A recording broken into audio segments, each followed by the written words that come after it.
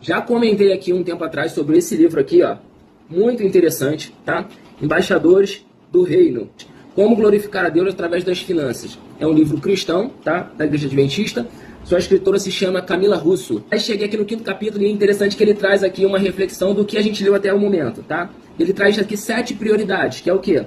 Buscar, trabalhar, receber, honrar, doar, poupar e desfrutar, tá? 7 prioridades, tá? E o que acontece dentro dessas prioridades, que é uma escala que tem que ser seguida? Muita gente erra onde? Pega a última etapa, que é desfrutar, e joga lá na frente. Isso aí muita gente faz. E como você faz isso, provavelmente? Que é o seguinte, ó. Qual é o erro? Qual é o erro principal? É querer desfrutar o que ainda não colheu. Ou colher o que ainda não plantou, né? São exemplos mais comuns de desordem financeira. Mas como é que é isso, Jônia? Colher antes de plantar, né? Como é que funciona isso? Você quer ter o benefício antes do processo. Eu já falei um tempo atrás aqui sobre o processo. Se você quer uma fruta, e você quer uma fruta que você desenvolveu, que você plantou, você não vai conseguir plantar uma semente hoje para colher essa fruta amanhã. Tem um processo aí, tem um tempo a ser seguido aí, para você estar conquistando essa fruta que você plantou. A questão da analogia aqui com a fruta, né, com a planta, é perfeita, porque você pega a semente, você planta, você aduba a terra, você rega, tem o período de crescimento da árvore até o momento dela dar o fruto, certo? Até então, você não tem para onde fugir, você tem que esperar esse processo, você tem que passar o processo, entende? E muita gente não quer passar o processo e já quer desfrutar. E como é que ele consegue desfrutar antes do processo? É fazendo um empréstimo, entende? É utilizando o cartão de crédito, entendeu? É pegando com um banco ou agiota, aí é pior ainda. Muita gente tem entrado nessas questões. E aí entra uma questão de juros, de dívidas, que atrapalha tudo. Então esse é um erro crucial, você querer desfrutar antes, né, de buscar, antes de trabalhar, né? Antes de honrar, antes de poupar, antes de doar. Um ponto principal que ela coloca aqui, eu já falei também, é em relação a você se pagar. Você tem que se pagar. Como é que eu me pago? Poupando. Quanto você acha que você deve receber? E esse é um momento maravilhoso, porque é você estipular o teu salário. Você estipular o teu salário, quanto que você acha que você deve receber pelo que você fez durante esse mês inteiro? E aí, é R$100? É uma porcentagem do seu salário? Quanto que você tem se pagado hoje? Nada? É justo isso? Hoje a gente consegue fazer o amanhã. Então, se você não está poupando nada hoje, como é que vai ser o seu futuro? Você sempre está com essa visão. Sempre está pensando como é que você vai estar lá na frente.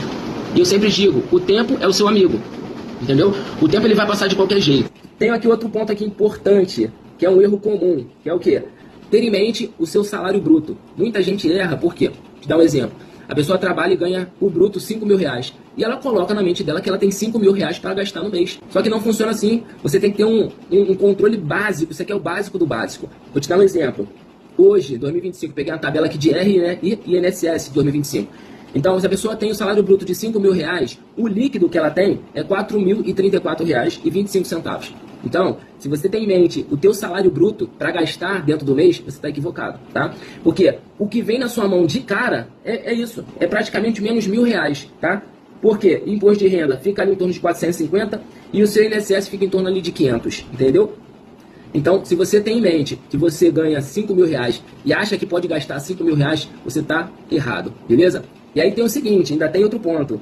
Esse é um livro cristão, tá? E ele trata a questão de dízimo. Então, se você tem o seu salário de 5.000, você tem ali o desconto de imposto de renda, INSS, você tem que também abater o dízimo. 10% desse valor aí é o dízimo. Então, aí eu te pergunto, como é que você está tratando o que você recebe? Você está tratando o teu salário de gasto no mês como o bruto?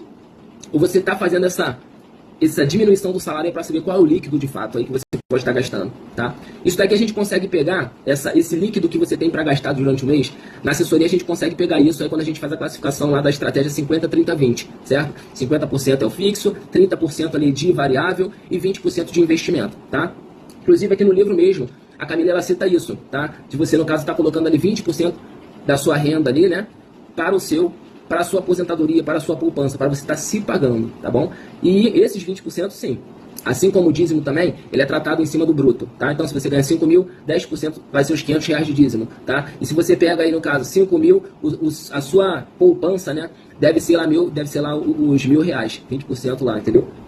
Então, ó, para fechar aqui, algo principal E aqui a Camila traz no livro também como uma péssima ideia para você se pagar, é você deixar para poupar o que sobra. Cara, não funciona, não funciona. Se você deixar para poupar com o que sobra, você não vai conseguir guardar nada. E a sua vida não vai mudar. Porque quando você consegue fazer uma reserva de emergência, quando você consegue poupar, cara, isso te dá uma paz absurda. Por quê?